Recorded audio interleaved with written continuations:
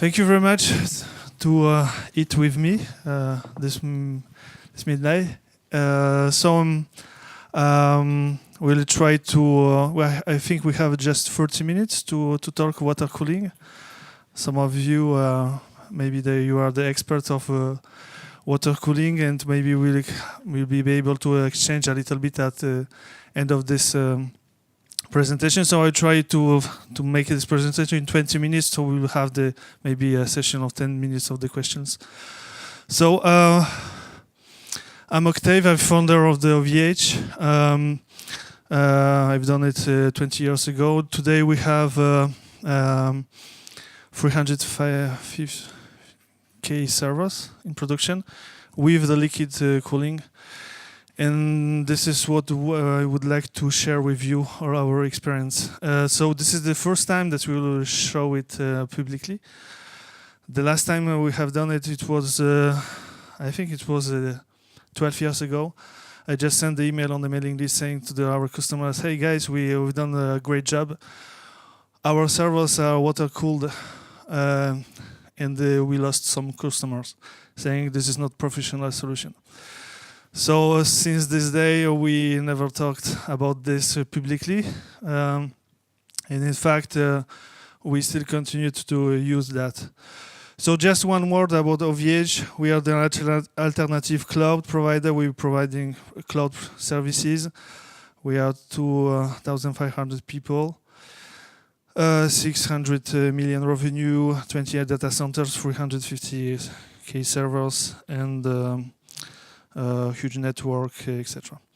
Some customers. Okay.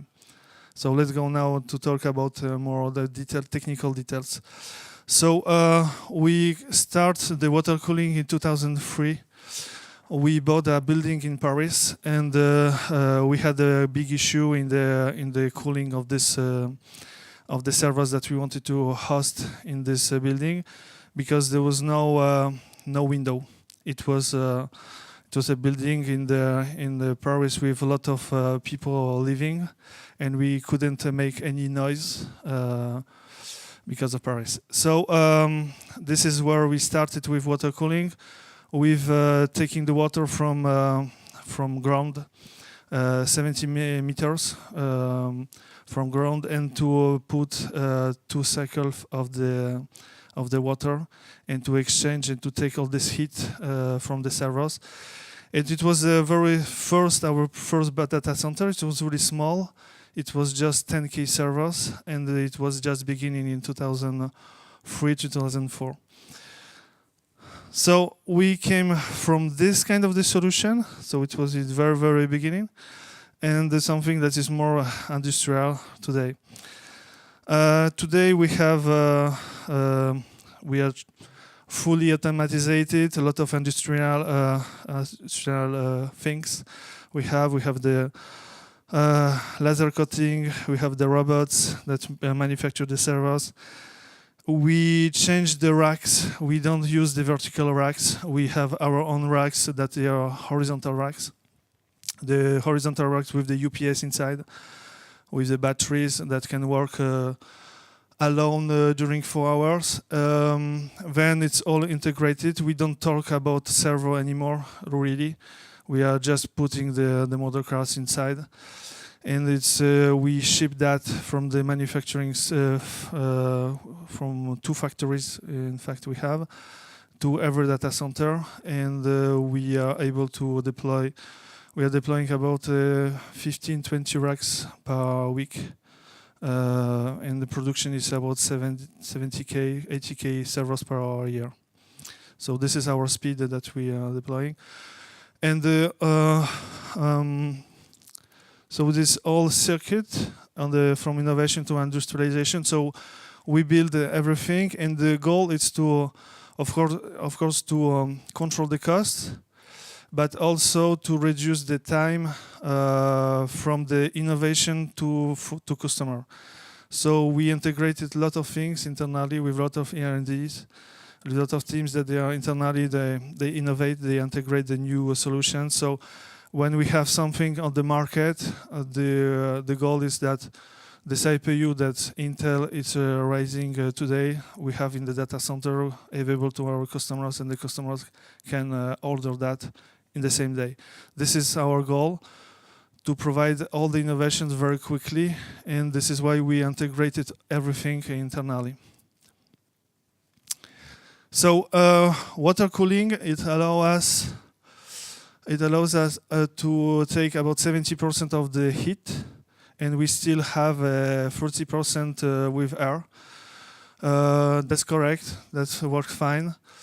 And we adapt. I will show you how we adapt to every mother card on the market. We don't build the specific mother card. We take on the market the standard mother cards, and we integrate them internally and to adapt them very quickly to our systems. So this is internal circuit between the servers and the internally the data center, and then we have the external system that takes all this heat from the data center to the outside, and then we have a lot of things like that. We have the systems with the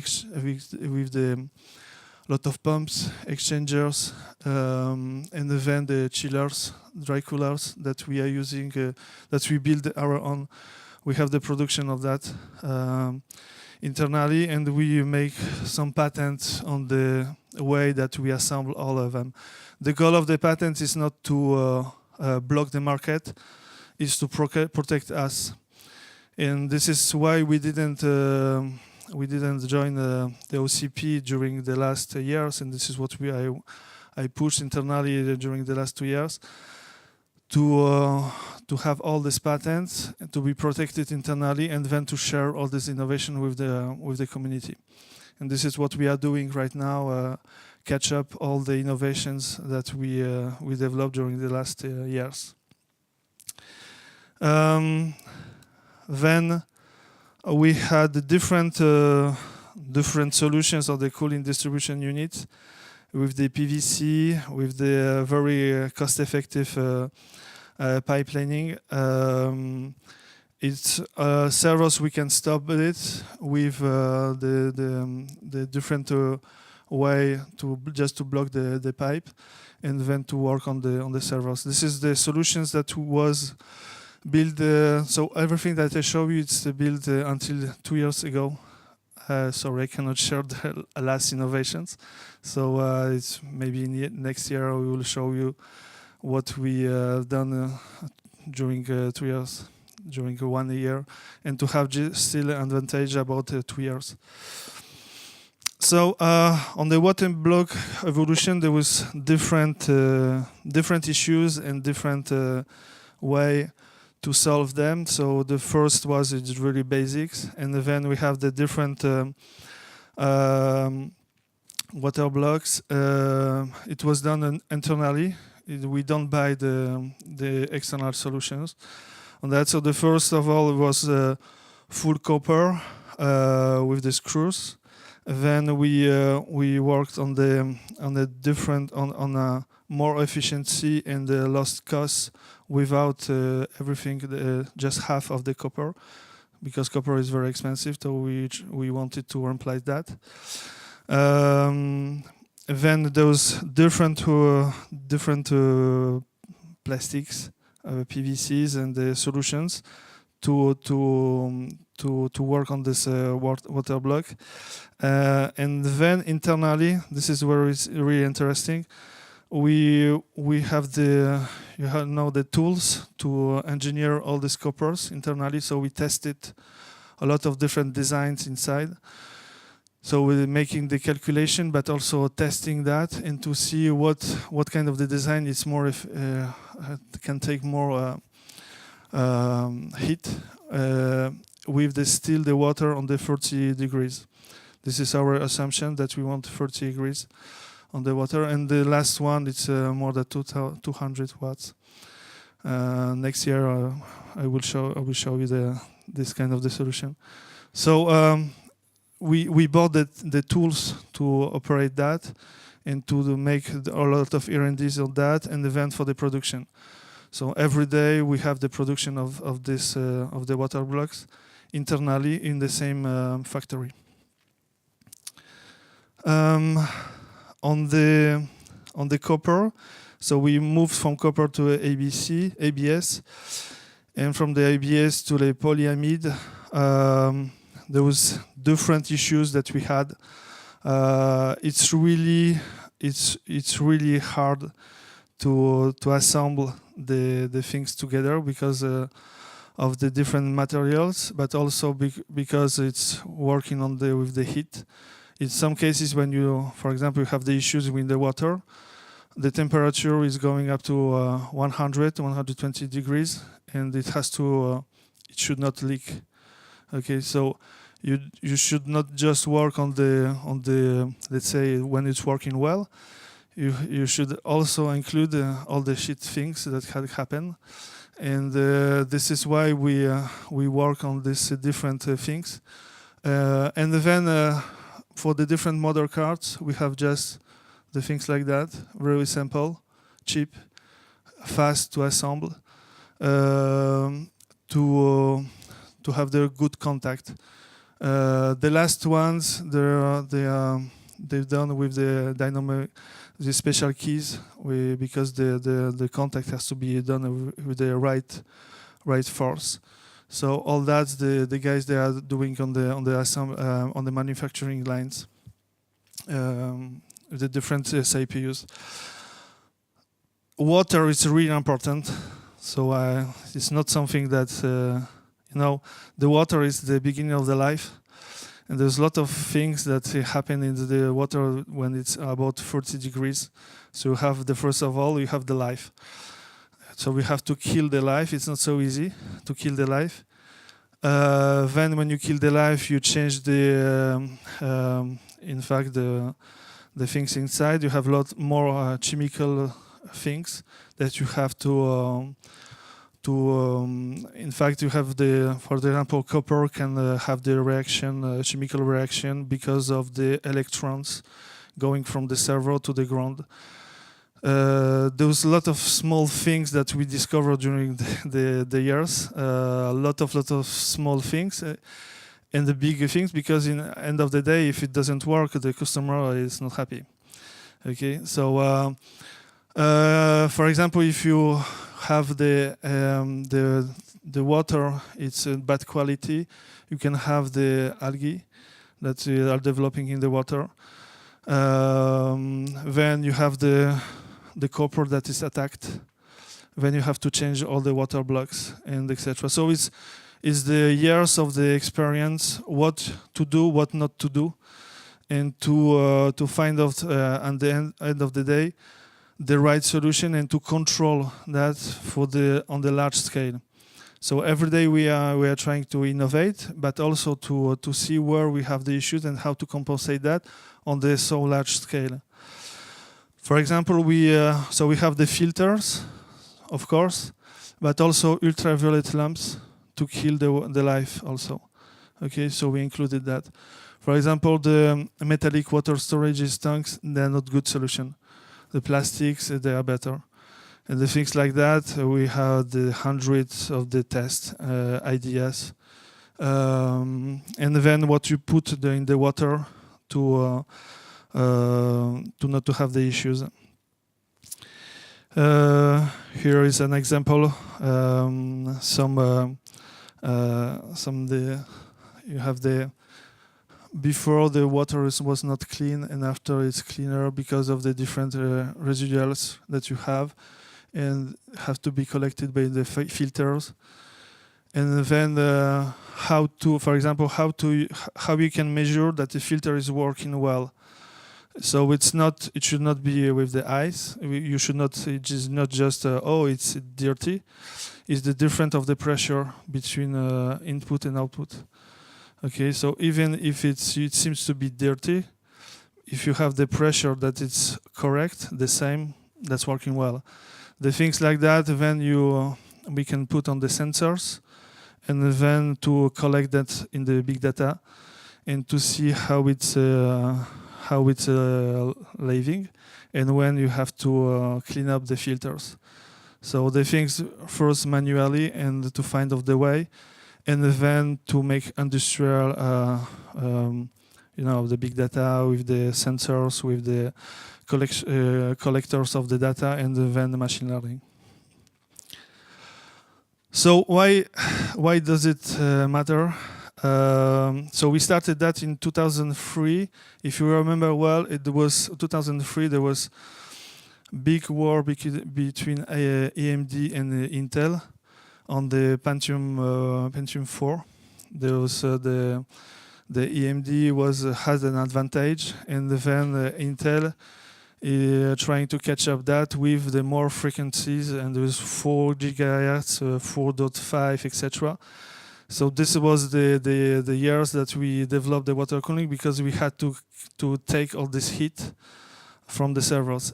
And then during 10 years, 15 years was okay, until 3-4 years ago with the FPGA GPU and the big CPUs.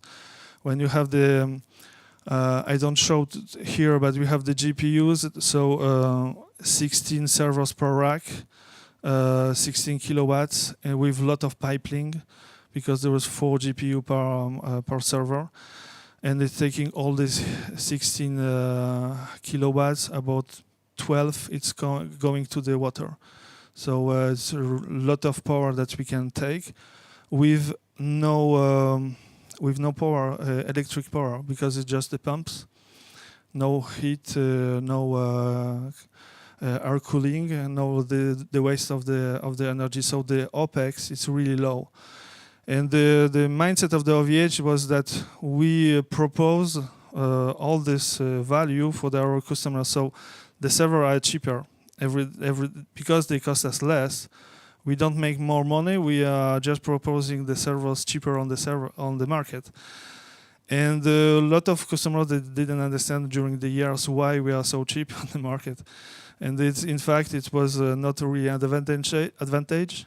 It was just, the untrust. Oh, they are doing the bad things. They should not be stable, etc. So now it's with OCP, with water cooling, with a lot of talks about that.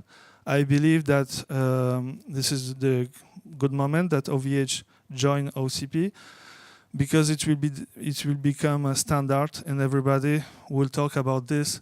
Not like they've done something I don't know what in the data center, but it will become standard, and everybody will show it and talk about this as the standard. This is what we want, to share our experience and to allow also to help the community to rise, to use all this experience that we had during the years.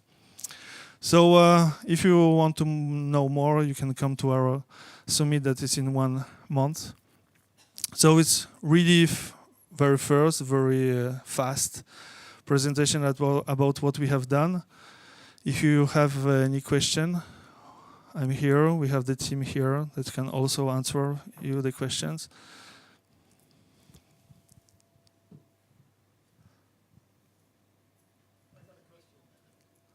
Yeah, sure.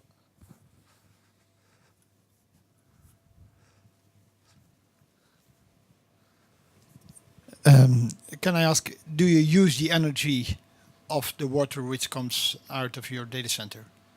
So we plan to use the water that is really hot to propose that to the houses, and that's just to have the heat in the houses. And it was in 2004, 2005.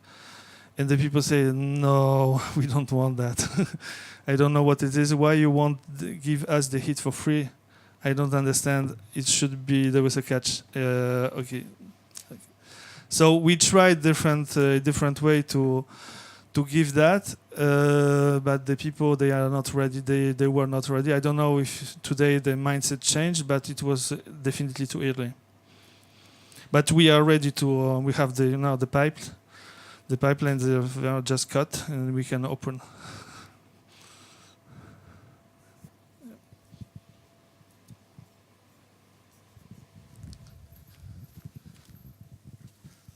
You mentioned that you laid the racks horizontally. What was the advantage of that?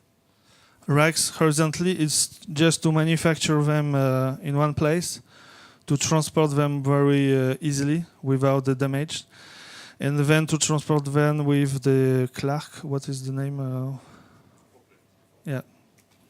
So we put them, all of them, on top, and it's deployment very quickly. So we one container we can deploy in 1 week. One container, 2,000 servers. Okay. But so in the data center, there are vertical reps, right side up, right? So our data centers are very different. We are building our own data centers with a lot of technologies that I didn't share here about. I just share some information about the water cooling, but there's a lot of innovation about power, about the how the servers we work. There's a lot of things about the hard disk, the cables, how to assemble that with the network, all integrated. The goal is to have the manufacturing on one place, that we integrate everything inside, and then we transport that and we deploy in less than 2 hours, 4 hours. So we just plug power, network, fiber, and water, and let's start.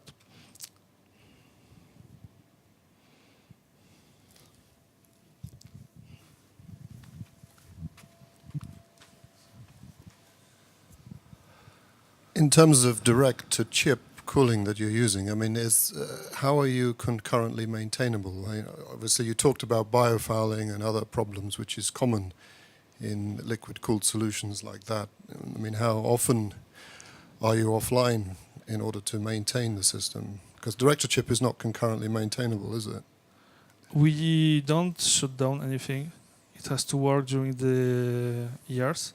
So our data center we started 2003, still working. We didn't stop anything during the last 15 years. With the biofouling that you talked about, or the incompatibilities of the material which cause galvanic Yeah, shocks? when it's, we have the different tests. So we are testing the different things, and when we go to the production, it should not stop. Yeah. Okay, so they run continuously. Yeah. No problem. Okay. No. And the exhaust temperature, sorry, one last question. What is the exhaust temperature of these?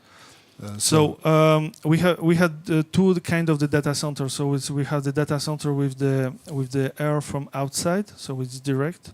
Outside is coming through. We are talking about 30% of the heat that is taking is from the air. So we have the first system is coming from outside across the data center is taking 30%. It was the data center that we deployed until I think 4 years ago. 3-4 years ago, we changed the system to have the system inside. So it's not the air; it's inside of the rooms, and then we are taking all this heat outside. Okay, so we changed a little bit the systems, but we still have the data centers with the air that's coming from outside. It's working well. In fact, you can adapt the fresh air. How much do you need that automatically, and then to have the systems that control the temperature inside of the data center. So those cool data centers, because the people they don't have the really lower temperature or very high temperature, is the human temperature. So the people they love to work inside of this kind of the data centers, and then when it's the issue, it's not when it's very hot. We have the solution for that, and it's working well. The issue is when it's really cold, when you have the low temperature, because every hole, everything you have to stop, because it's in fact the low temperature you cannot stop very easily. You have to heat that, and they will not heat our data. Will not put the heat in the data center to have the higher the temperature. It makes no sense. So the real issue is the low temperatures, and it's depend of the where we are. In Canada, we had some issues in the beginning, so we set up the different setups inside. So we have the building, and inside of the building there's another building. So we have double double circuit of the air, etc. There's a lot of things that we have done in the port data center. So the solution that we deployed the last year in the US, Poland, Germany, in UK, they are totally different what we deployed for example, in Roubaix or in Gravelines 5 years ago. And there's a lot of innovations. Every 3 months we have some new things that we are trying to put in the production to lower cost, more efficiency. There was no new, let's say, hardware that make a lot of challenges on the market, saying, okay, here we have this CPU that you have to take 200 watts. The last Xeon Gold, okay, there was a lot of, and you have 2 CPU in 1 U. Okay, this is what we are doing. Then we are working on that during 4 or 5 weeks. The teams here is working on that. And then we are deploying this solution very quickly.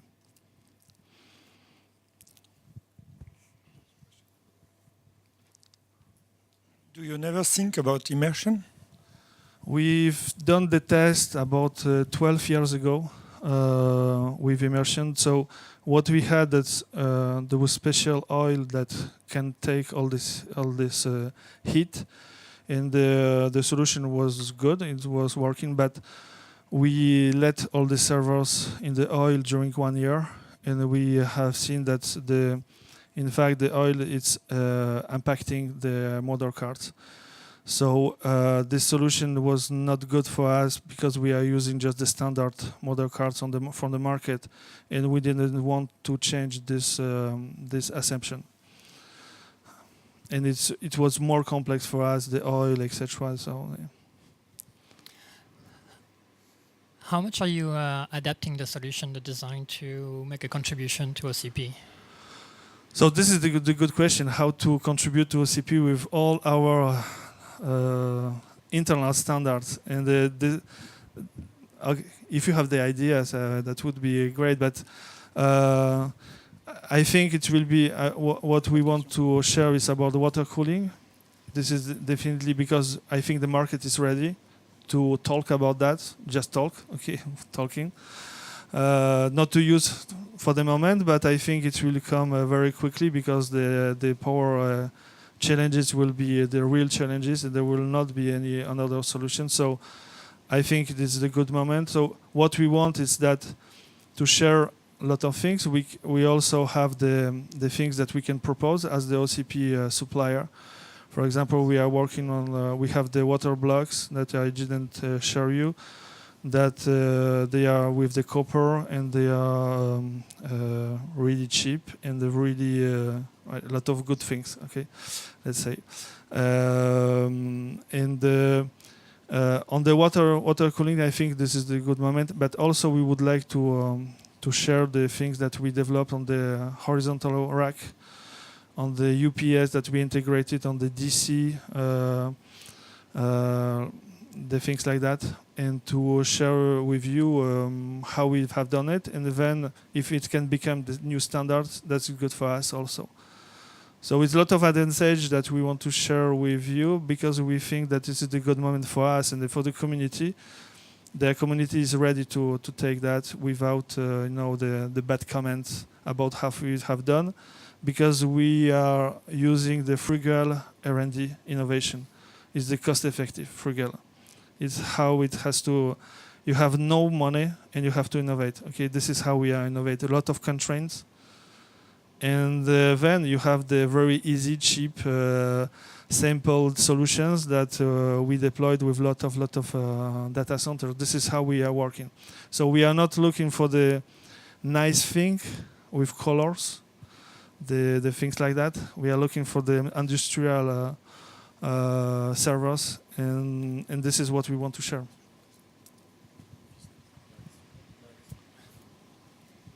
Do you already have experience with such cooling solution on very high TDP configuration, like with GPUs and a bunch of CPUs and so on? Yeah.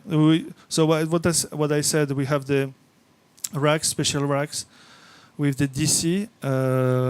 So it's I think it's 24 volts, and it's 16 kilowatts per rack.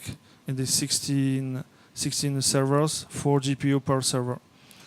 And there's I didn't share the photo because there was so many pipeline on that you don't see the servers at all. You see just the colors, red, blue, light blue. It's just that. And yeah, but it's working well, and it's cost nothing. Okay, so let's go.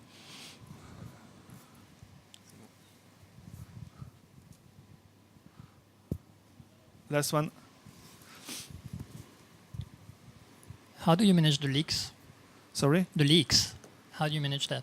The leaks? The leaks of the water? So we have the sensors in the different servers racks to discover if you have the leaks. Let's say we have 4-5 leaks per year. Okay? Something like that. It's shit all the time. Okay, so it's but you know, this is the job. You have to take some risk. I mean, we have, yeah, I would say 3-4 leaks per year, something like that, no more. And it's impacting a few servers, and we don't lose the data at all. There was some, in some cases, we can have 1-2 hours of the availability downtime for the customer. We are changing all the mother cards, etc. So we have a lot of stock in the data centers to exchange that very quickly. And those, yeah, it happens. Okay, this happens. I cannot tell you that it's perfect, but it's it's on this level of the scale, 350K servers. It's nothing. Okay, it's really nothing. But it's technology. It's not. I don't think the technology. It's right now enough mature for everybody. And this is also how I would like to share that and to see how you see that, this technology, and how you can deploy that in your data centers. Because our mindset is that we are, of course, I'm developer, okay, so I'm from engineers developer. My father was more on the, let's say, the mechanics way, and we just said, okay, if you have the water in the engines of the car engines, you can have that it's moving everything. It's moving all the time. It is working during 100,000 kilometers. Okay, why it cannot work in the rack that is not moving at all? It just you know, taking the heat, and it can work during I don't know how many hours. So it was just coming from that, and let's go. But the mindset, change the mindset is really, really hard. You know. The data center guys, everybody will say no, not water with the electronics, the things like that. So, okay, we have done. We didn't talk about that. It's working well. I share you.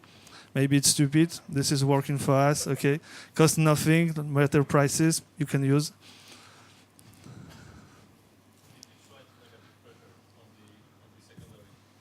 Sorry.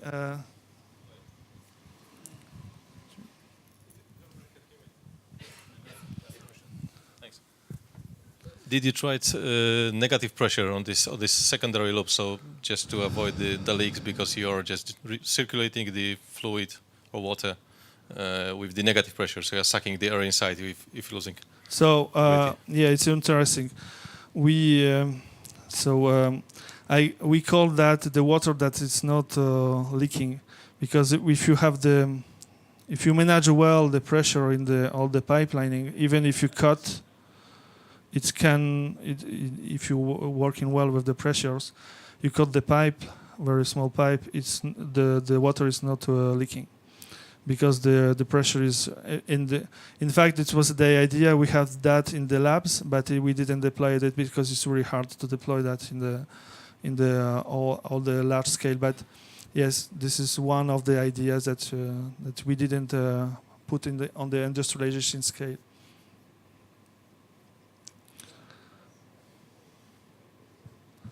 Okay, the last one, because there was others people that I think the next presentation.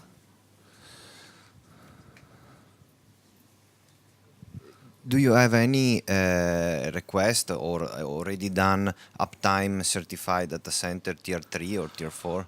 It's a really interesting question. So we spend a lot of time with them, because for us it's it's tier 3, tier 4, something like that. So how to make the certification of the water cooling on the tier 4. Two pipelining, not two pipelining. When you have two CPU, you should have 4 pipe per CPU or not. Wow. So after 6 months, we said, let's work on that in the 2 years. So we said no, it's really complex. So then they came back to us saying, okay, maybe we should not go internally to the server, but just the different pipelining, external pipelining of the racks. Okay, maybe we'll restart talking about that. But for us, we don't care about that. We don't sell the tier 3, tier 4. We are having our own solution, so it works for us. Okay, but I think for the standard data center, it will be an issue. Yeah. Okay, thank you very much.